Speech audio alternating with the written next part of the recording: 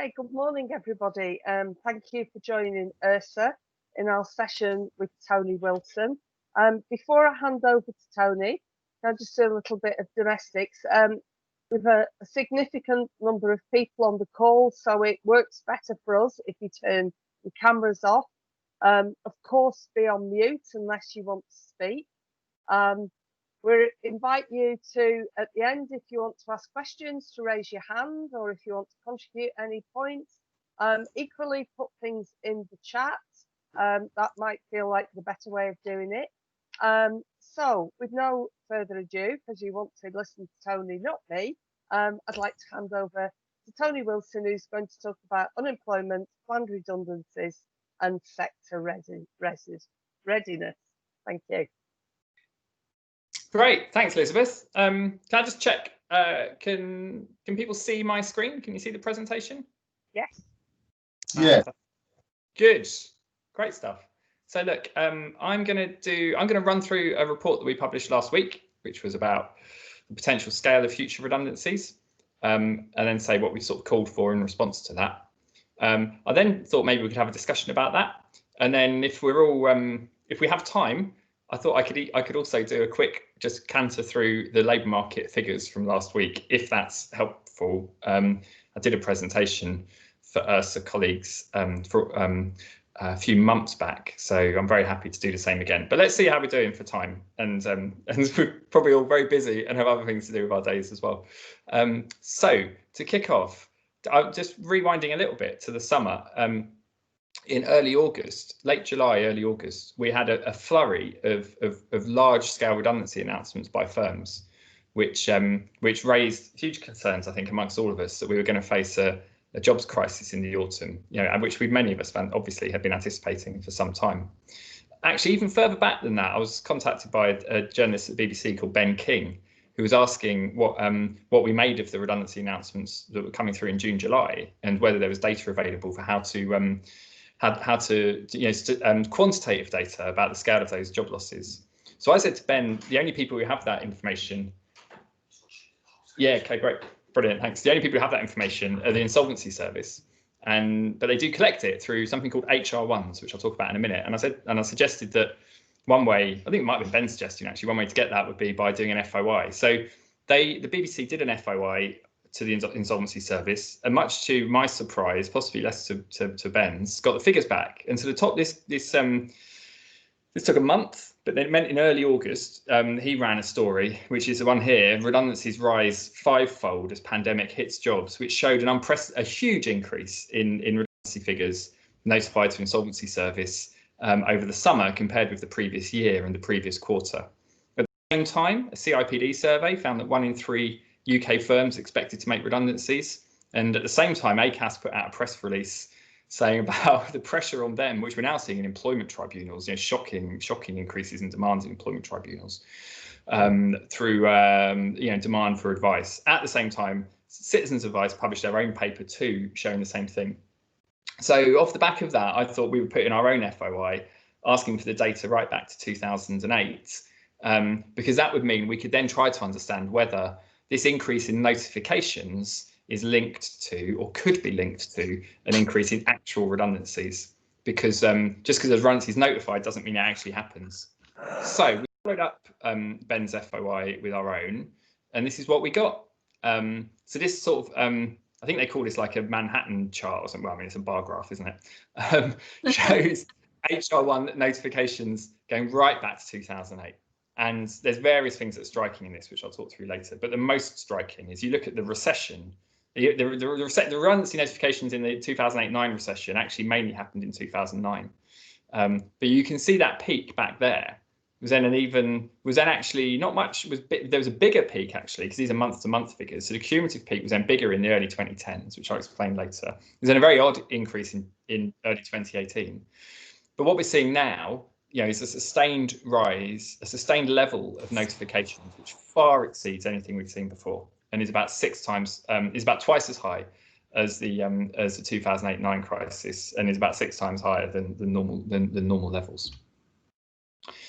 So rewinding a bit, what is an HR1? Some of us might know this already, but it's not obvious. So an HR1 is a legal notification, a legal requirement to notify the Insolvency Service where an employer is planning 20 or more redundancies in any single establishment. It's not a single business, it's a single establishment. They have to notify 30 days in advance for 20 to 99 redundancies and 45 days in advance for more than 100. Sorry, can you hear me okay? Sorry. Oh, hi there. Yes, somebody on there? Yes. How are you? Sorry, you're not on mute. Whoever's on their phone, you're not on mute. Can people hear me all right? I assume so. Yeah, I carry on. Okay, good. Thrown there. So fewer redundancies don't need to be notified.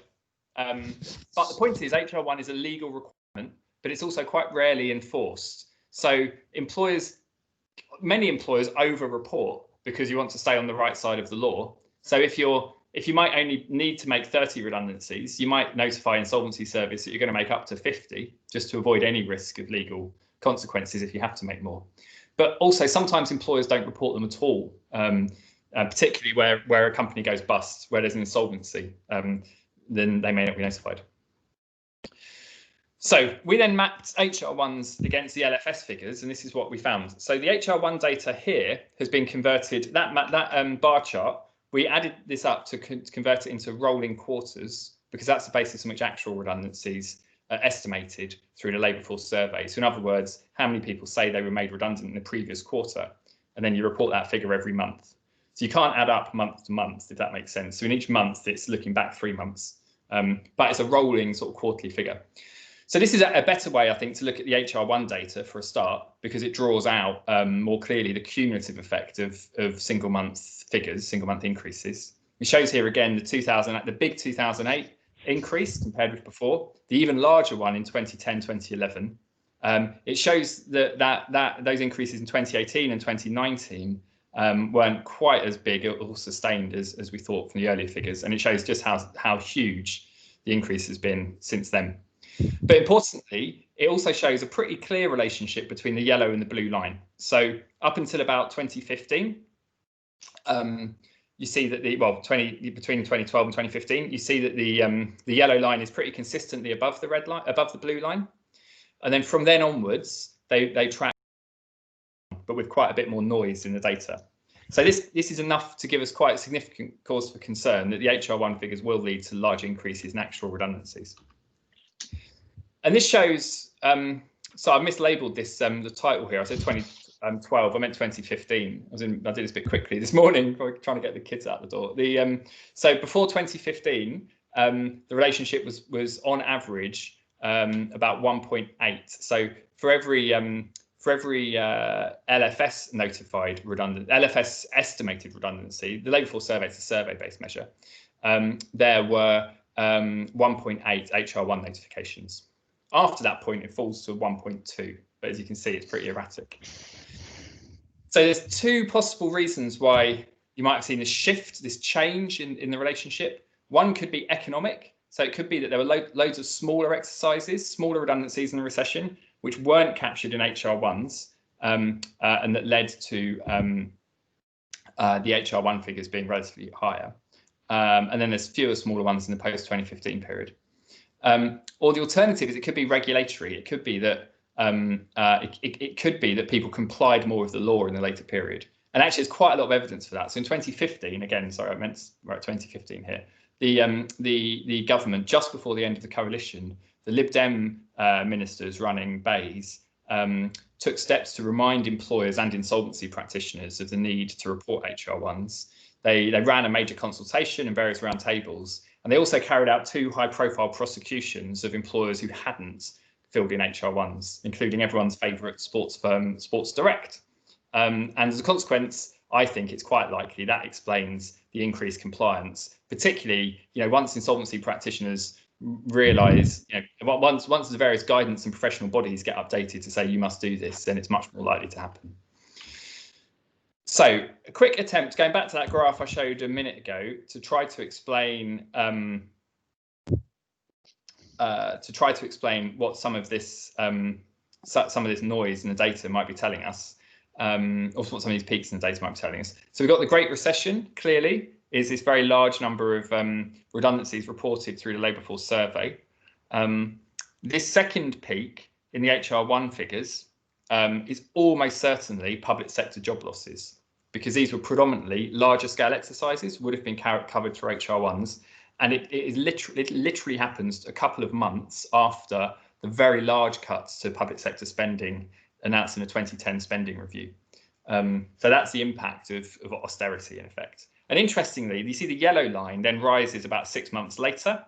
So that's in effect the fact that the public sector consult for much longer on redundancy exercises, and that of course those redundancies weren't a result of company insolvency, so they took longer to happen. You know, an insolvency episode will lead to, you know, much more rapid job loss.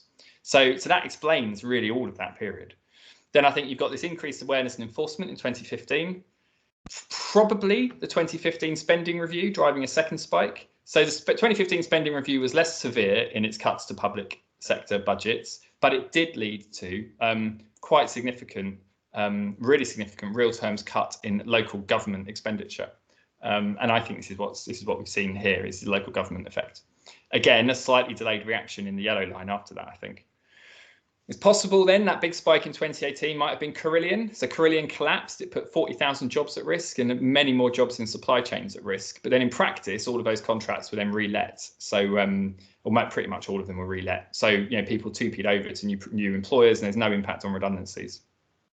I don't really know what the peak in 2019 was, but conceivably it could be Brexit. So this all sort of happened literally in the month where we all thought we were about to crash out in June 2019. So this spike begins in April, where it happens in April 2019, which was when we had to beg the Commission for an extension, which they granted us. So it is well possible that employers notified a lot of redundancies in the fear that we're about to crash out, but who knows? Bit of an odd one. And there might be a small increase in the yellow line after that as well. And then finally, obviously, COVID-19. So you can kind of explain, I think, most of this, I think. I've realised, sorry, I described an earlier graph slightly wrong, so people might be a wee bit confused. Just on this, so it was the LFS redundancies were 1.8 times higher than HR1 notifications, not the other way around. So that explains why a recession could be lots of smaller ones that aren't reported through HR1s, but do appear in the yellow line. Sorry, some is I confuse myself a bit with. Now, so what's going to happen next? So we did some scenarios, and this is what we came up with. And we think our sort of central estimate is that there'll be 600,000 redundancies in the second half of 2020. And these are rolling quarters. So the quarterly peak would be about 450,000 in the quarter ending September. And then there'd be a further about 200,000 in the quarter ending December. So there's clearly, though, a huge amount of uncertainty here. So on the one hand, if that relationship doesn't hold, so we've assumed a 1.2 times relationship between HR1s and actual redundancies, and it could be higher, you know, if actually we think that what drove it early on in the last recession was an economic rather than regulatory change, then that 1.2 could be closer to 1.8, and that makes a huge difference. That turns that figure into more than 1 million. We also assumed a fairly rapid fall in notifications from August to October. So the August falls to 75,000. So in effect, it halves, the HR1 notifications half. I think it's well possible they're higher than that. But I think it was reasonable to take that assumption, because I do think most employers would have acted relatively quickly in anticipation of furlough ending. So we should see a fall in August. If we don't, I think we've got to be really concerned.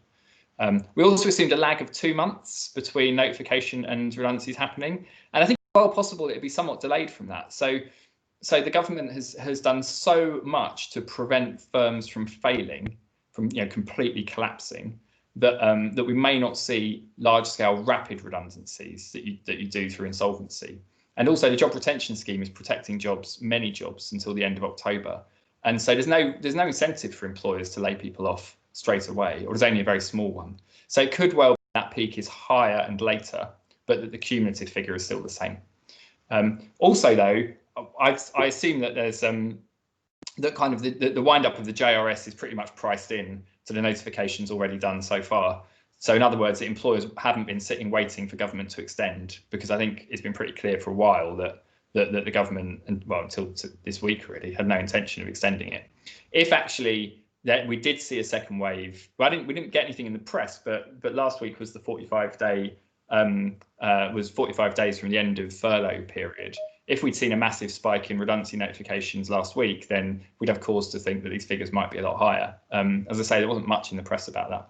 But importantly, I've not tried to sort of like speculate about the future and any future lockdown or the impacts of what was announced this week. And clearly, that's going to have big labour market ramifications if we don't intervene to protect wages, protect jobs. So quite a lot of uncertainty. I'm going to shut up in just a minute. I would just say, before I talk about what we call for, so these are really huge numbers. Clearly, 600,000 redundancies in a quarter is far higher than the sort of 200-odd thousand. 600,000 in half a year, I mean, is far higher than 200-odd thousand that we've seen in the previous 6 months. But a lot of people leave jobs every month, all the time, good times and bad times. So the labour market can absorb big changes in big changes in employment. So the yellow line here shows the number of people who've left a job every quarter, consistently running at 1.5 million or higher. And the blue line shows everybody who started a job in the previous quarter, which is consistently above the yellow line. The impact of the crisis has been to marginally increase the numbers leaving jobs, mainly because a lot of people stay where they are. They stop changing jobs. So this includes job changes, but a big fall in the number of people starting jobs. This is the impact of lockdown in effect. So we should be worried. Of course, we should be worried, but we don't need to panic. We can as long as we can still keep creating jobs, we can keep supporting people to find new jobs. So 5 things we can do about it. One is to boost demand by reducing labour costs. Now, what we're proposing, spare me 1 sec, somebody at the door. I'll just be 1 sec.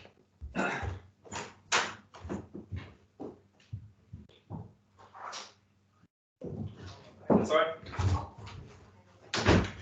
right. So we can reduce. Sorry about that. We can reduce.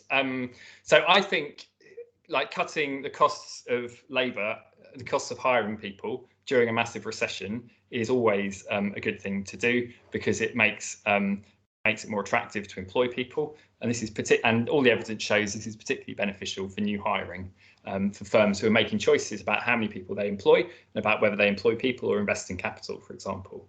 And it feeds through into employment impacts, particularly when labour demand is quite weak and when labour supply is quite high. People, it's more likely that if people then want to recruit, they're going to fill those jobs. So we shouldn't see massive wage pressure as a consequence of this. So we're suggesting quite a big increase in the NICS threshold, which will cost about £5 billion a year, but it's a £5 billion stimulus in labour demand, cuts in the costs of labour.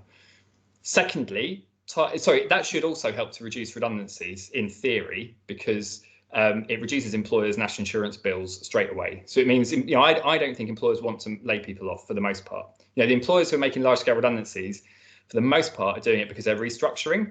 And any amount of government rescue packages are not going to change John Lewis, upper crust, or M&S's minds. They are laying people off because of long-term structural changes, not because of the end of furlough. But in many other cases where employers are making decisions about their own survival and whether they can keep people on shorter hours or have to let them go, I think cutting the costs of employing those people will have benefits. So that leads to the second point. I think we should supplement that with targeted support for viable firms that are facing ongoing disruption. I think we should go for wage subsidies, actually, rather than a short-time working scheme, because I don't think it's necessarily that beneficial to require employers to reduce labour supply in order to access the money. I think if we actually want to target very specific sectors, let's just bail them out with wage subsidies, make it conditional on not laying people off and so on. That could have a cost of maybe £3 billion over 6 months, based on the work that Learning Work Institute, Resolution Foundation and others have done, and JRF, Joseph Rowntree Foundation, have done. I think we should, and the point is with this, I think that making this highly targeted means we can make it relatively generous.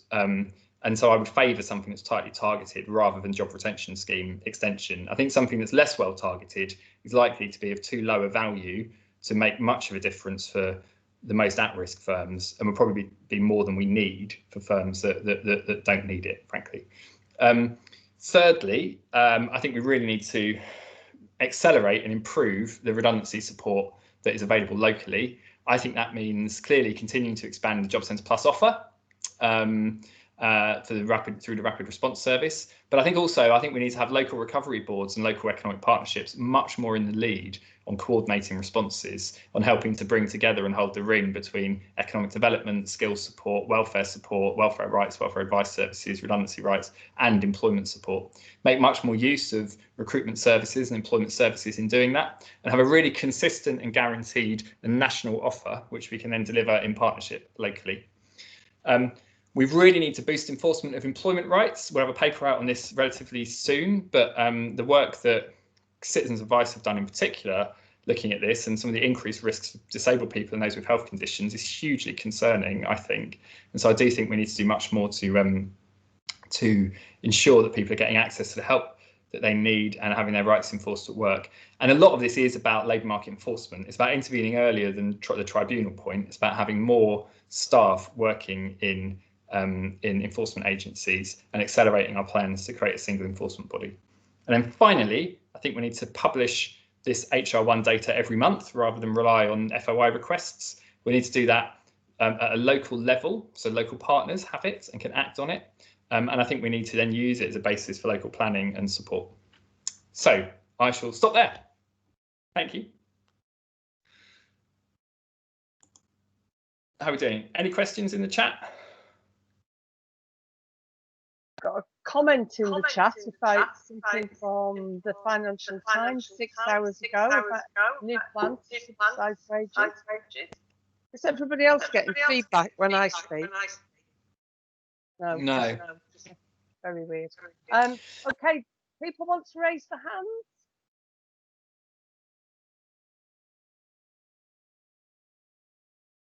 Oh, sometimes.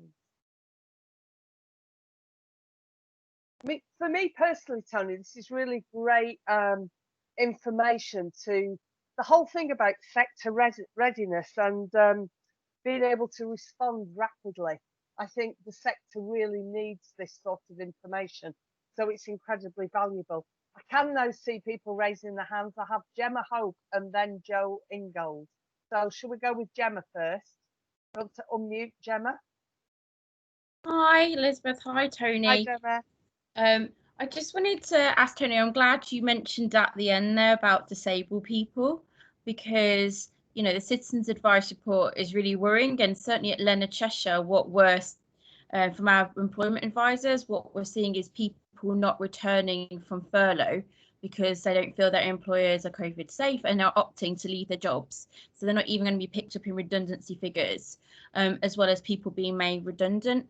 And it does feel that, I don't know, the government's had some form of collective amnesia in its employment response. Obviously, it's really difficult, and so many groups of individuals are affected, and it should never be a zero-sum game of this group's more important than this other group. But it does feel that disabled people are generally more adversely affected by recessions. There's a lot of structural inequality in the labour market anyway, and now it's just absent from the response. So what would you recommend in your wealth of expertise that the government does in particular, just to make sure that disabled people are not adversely affected by what's going on right now in the labour market? So it's quite a big question. You're on mute, Tony.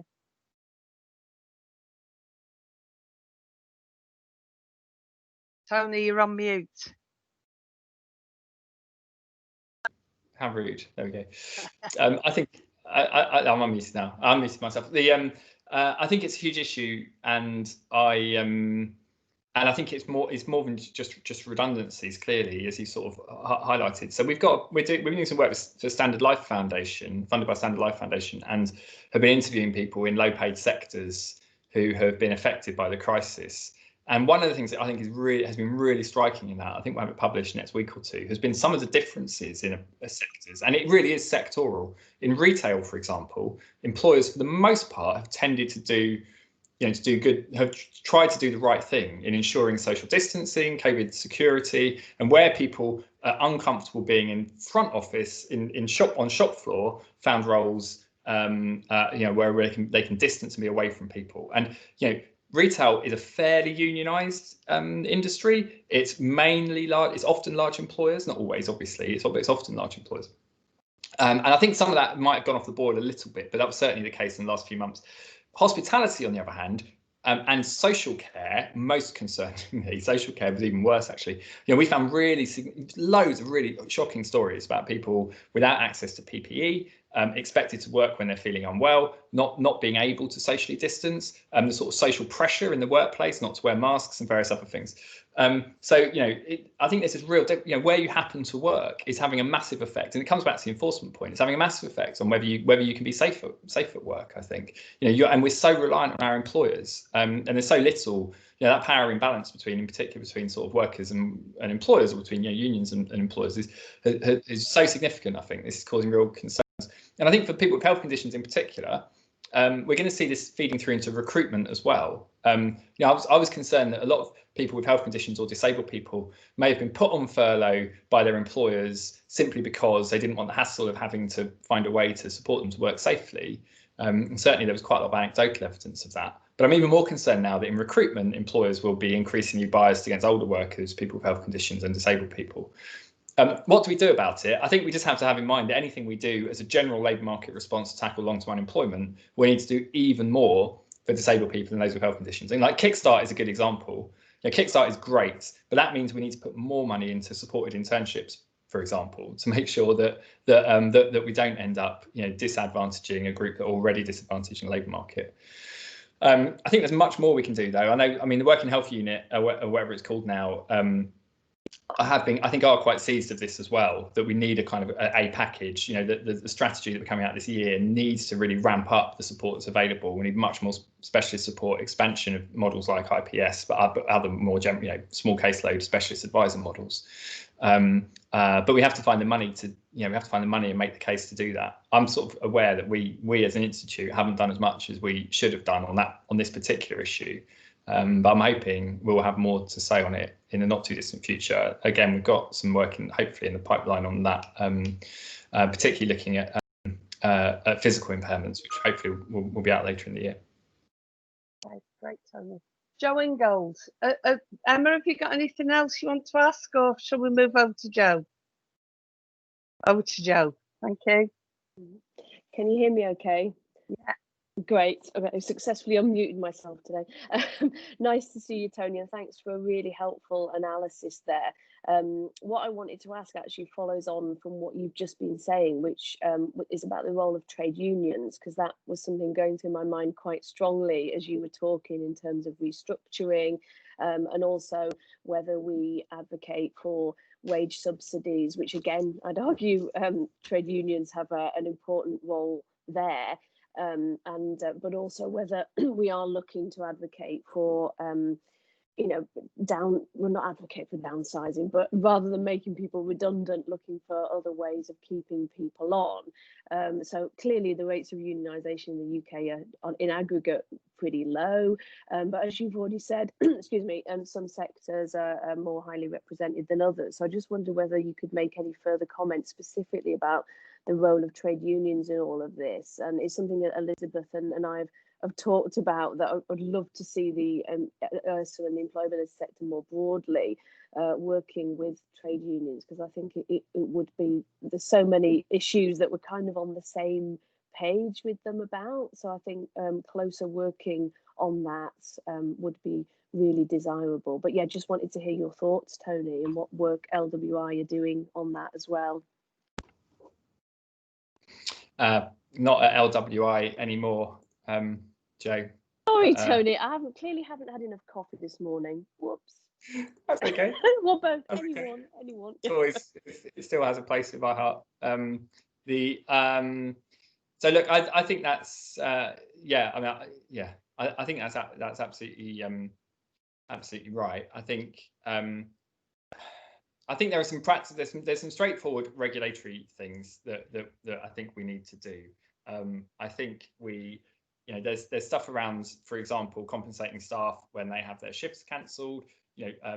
Getting rid of short notice shift cancellations for workers. Stronger penalties for employers who miss employment. employment status. You know, people being put on gig terms rather than employee terms, for example. But also, you know, there's more technical stuff about kind of worker status and how that works. You know, rights to work flexibly. You know, making it easier for people to claim when they have unpaid wages or they're not getting appropriate holiday pay or sick pay, etc. I think, you know, there's also a lot of the anti-trade union laws, particularly since 2015, you know, should be repealed. That doesn't mean, obviously, that doesn't mean going back to like closed shops and everything. It just means making sure that people have the right to be represented and the right to you know, the right to represent themselves to their management. Having said that, you know, actually the government I think are quite up for some of this. Like on the employment bill, Bays are casting around for input and potentially quite radical ideas. They don't want to increase regulatory burdens, but during a recession. But I think they also recognise that it isn't in our economic interests either to be making work less secure, because it makes people less certain about returning to work, and it makes people less likely to change jobs. And actually, in recessions, we need people to continue to want to find other jobs, because that's what keeps the economy moving. So I do think there's an economic case as well. There's a sort of point there too about like jobs versus unemployment, I think, which is sort of implied. I think you know, the last recession, we didn't have mass unemployment, thankfully. We had very high unemployment, but not mass unemployment. It was largely felt in hours and earnings. I think a lot of us have anticipated in this recession we'll see mass unemployment. But I actually am feeling somewhat more positive or less pessimistic than I was a month or so ago. That I think we're actually seeing a lot of people going back to work, but on lower hours and less pay. And I do think for the most part, employers don't want to lay people off, and they do want to keep people in jobs. And I think because we've got a flexible labour market, for the most part, people are able to come back on shorter hours. But that means, I reckon, for the recovery, we are still going to face massively high unemployment, probably at least 3 million. But I think it does mean for recovery, we could face quite similar issues to what we had in 2010. And we didn't have a good enough answer for what we do about that. How do we help people who are stuck in low-paid, insecure, poor quality work where they want more hours? And what does that look like? What does the public employment service look like? What is the sector response? How do we reach those people? How do we make sure they've got the childcare support, the welfare support through universal credit, you know, which is much less generous for working households? They've got the help to find a new job or a different job. They've got the transport that they need. So I do think whatever happens, it's going to be a massive, like, you know, we're going to face really significant challenges. But I think it might feel a bit more like the early 2010s actually than the 1980s. But let's see. Thanks, Tony. I'll get your affiliation right next time. Appreciate it. Thank you. Thanks, Joe. Daniel Carter, you've raised your hand. Thanks, Elizabeth. Hi, Tony. Really interesting data and analysis. And apologies if you did actually cover this and I just missed it, but I wondered whether your HR1 data is available broken down either by region or by sector or in any other way. No, so unfortunately not. So the way of these things with FOIs, I basically never do FOIs. But I used to when I worked in government 10 years ago, we used to get a lot of FOIs. And you know, if you could find a reason to say it was going to cost more than £600 to produce the data, then you could just say, I'm not going to give you the data. So I kept it just super simple and just did one FOI, just asking for the headline data. I thought about doing a second one asking for regions and one asking for sectors and so on. But then I also thought pragmatically that, you know, I mean, that report was basically just done in free time. So, you know, I wasn't going to have the time to actually do the analysis. So if I wasn't going to use it, don't ask for it. So we only got the headline figures.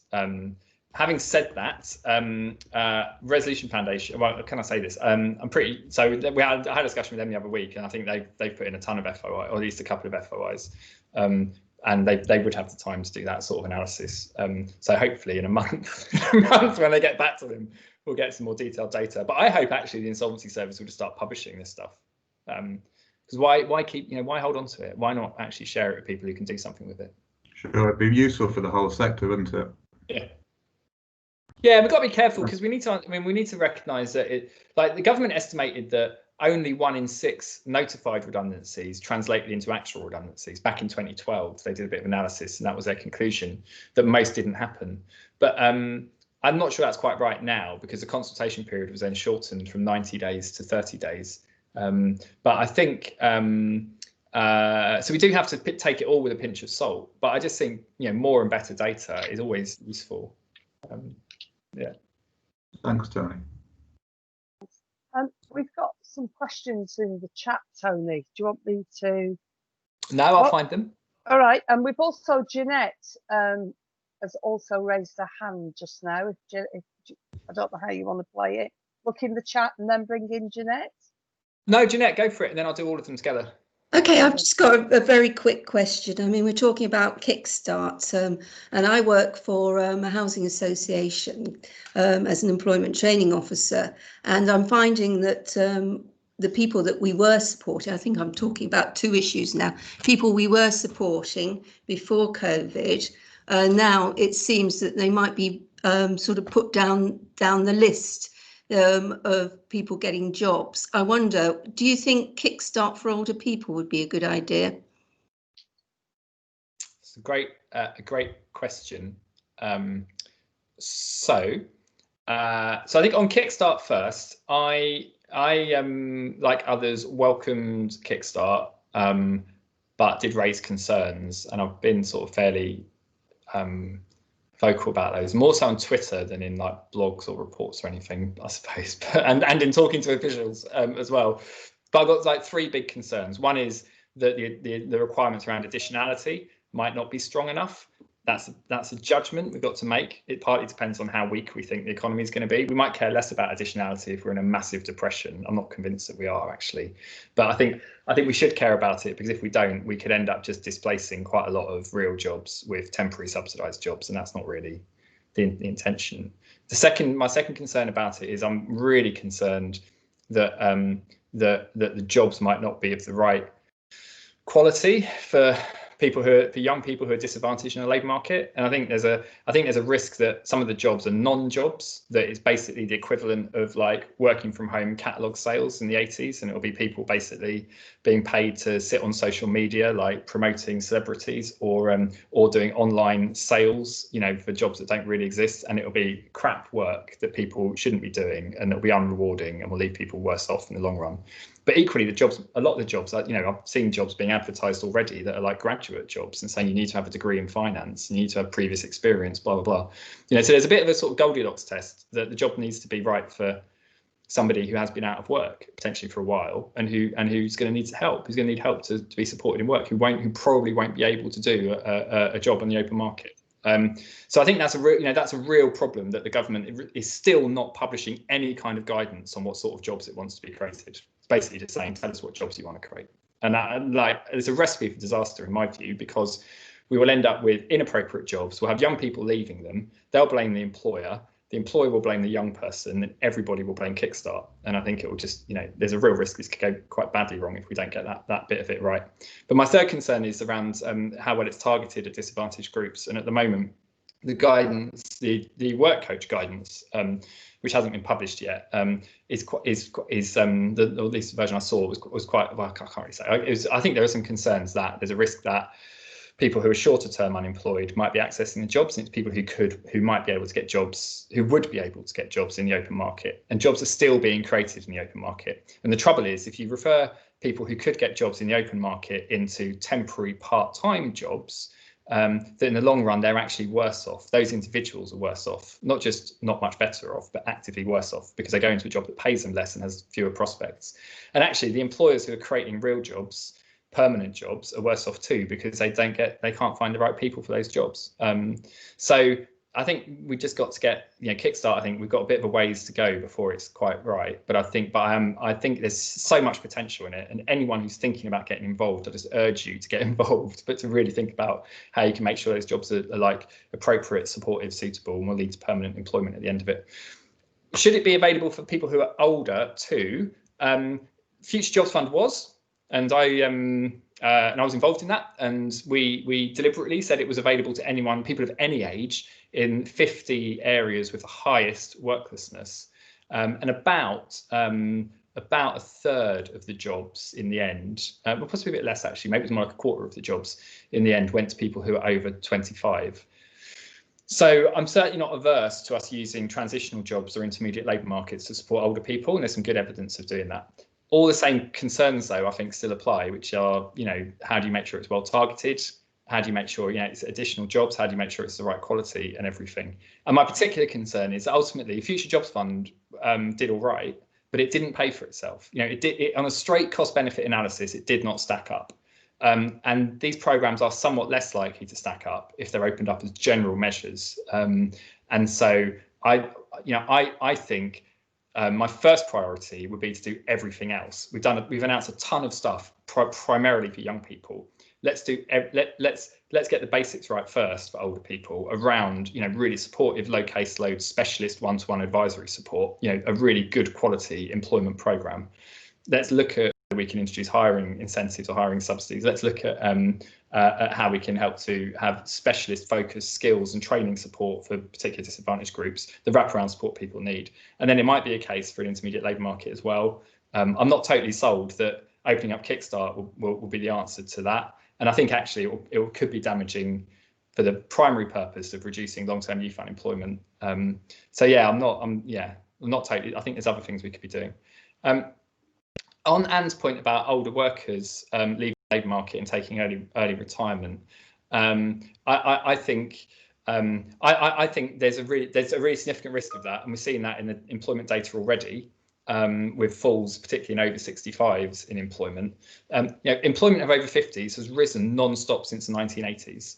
And it's done that reflecting demographic and social changes, but also economic imperatives, necessities for older people because of falling value of pensions and so on. But we face something in some ways quite similar to the 80s now.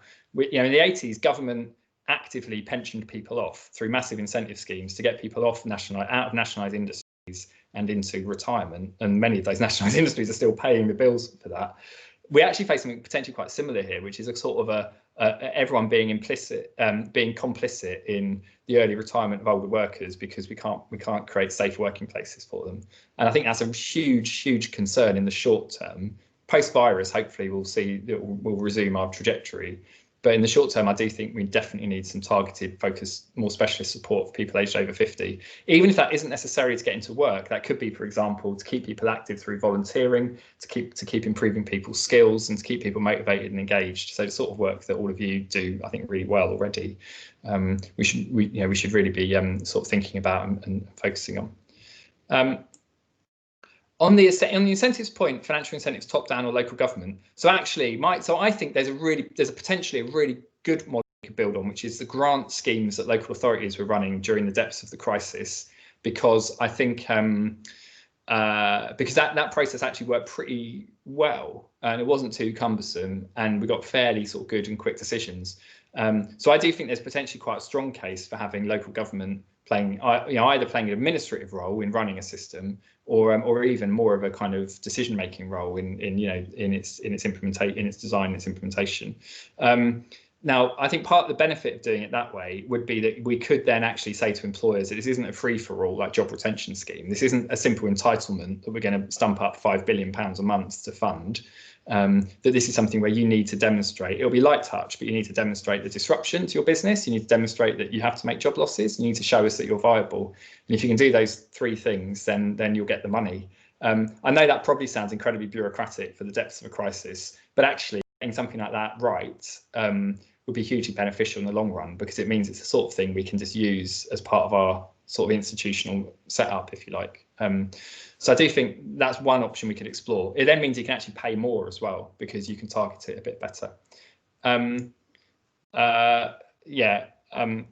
Is Kickstart political as well as pragmatic? I'm sure it is.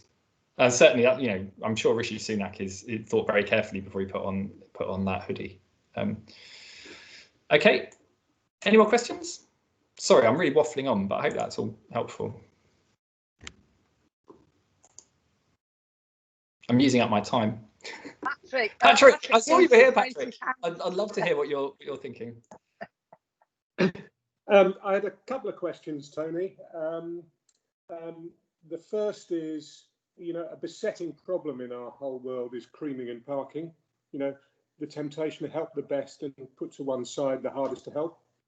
And the second, so my question is, what are the best safeguards against that in this new world we're moving into? My second question is, at the kind of, in an operational sense, in an operational sense, how do we know all this is working? What are the key indicators that we should look for that's starting to show signs of success or failure? On creaming and parking, well, I mean, what do you think, Patrick? Actually, what do you think about both of them? Because we know the answer. You're just asking me to say what. to say what I think. Right. Okay. What I think is that we should move a bit more towards universality. In other words, a promise that everybody will get some kind of contact, some kind of discussion, some kind of advice. Whether we turn that into an offer or a guarantee is for debate. But simply not contacting people is not good enough in my view. So the starting point is talk with everyone who's unemployed as far as we can. That is a formidable task, as everybody knows, but that's the way that you find the hidden problems that young people face. That's the way you find the hidden disabled. That's the way you find people with genuine barriers to leap over. So my starting point would be there, some kind of entitlement to help, if you like, a sort of, dare I say it, a sort of a charter for unemployed people, actually. That would be my starting. But what you build on that is for debate.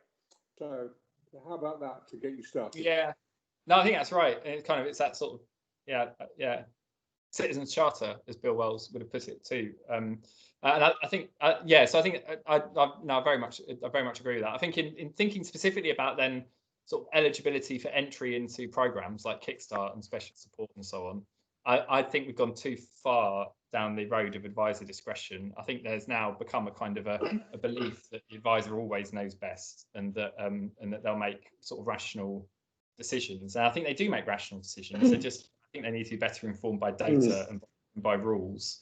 And that's not in any way a criticism of work coaches. It really isn't. But there's just enough evidence from the UK and overseas that shows that more discretionary based systems do lead to a lot more often unconscious parking of people who might otherwise benefit. And even rules-based systems do as well, actually, to some extent, because it depends how you design the rules, clearly. And there was a really interesting session on which covered some of this quite recently, which Joe was on as well. Actually, Joe presented on around kind of how we profile and how we engage and segment people for programs. So I still think that our primary purpose, right? So I absolutely agree about the point about having a genuine and universal offer.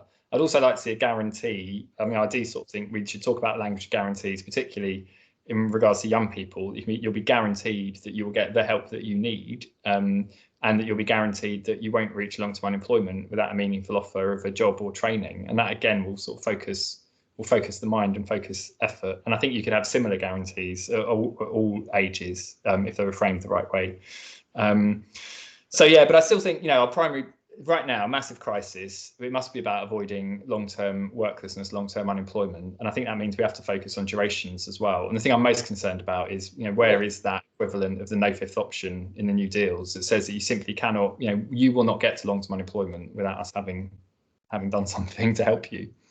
On the point about the data, I mean, the data is pretty rubbish at the moment coming out of the universal credit system. I hope it's better for the front line than it is for people who are trying to use StatExplore. But for example, the durations data is just hopeless. But I would hope that by next year we're seeing sustained falls in long-term unemployment as long-term worklessness as measured in the administrative data and the headline survey data.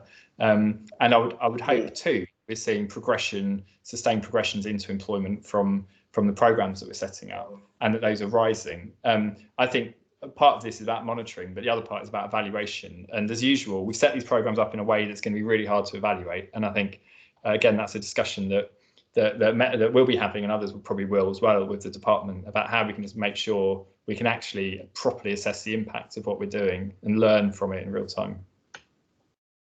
Yeah, agreed. Thank you, Tony.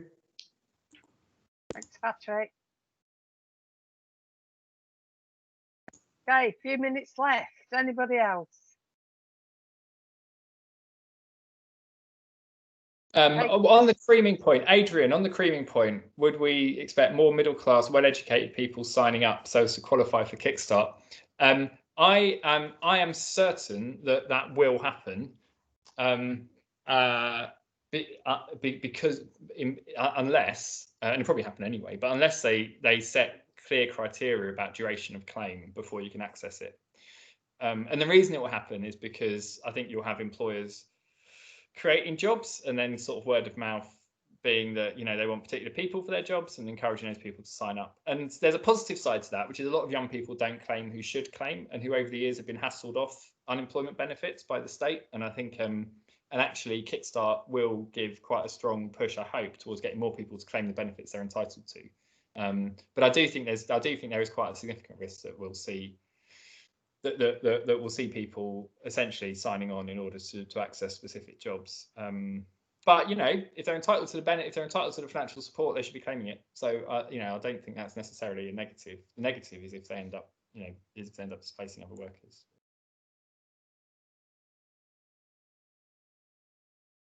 Right, I think we may have got to the end. Tony, I always enjoy the final parts of your presentation because you're always so good with the questions and taking the conversation one stage further.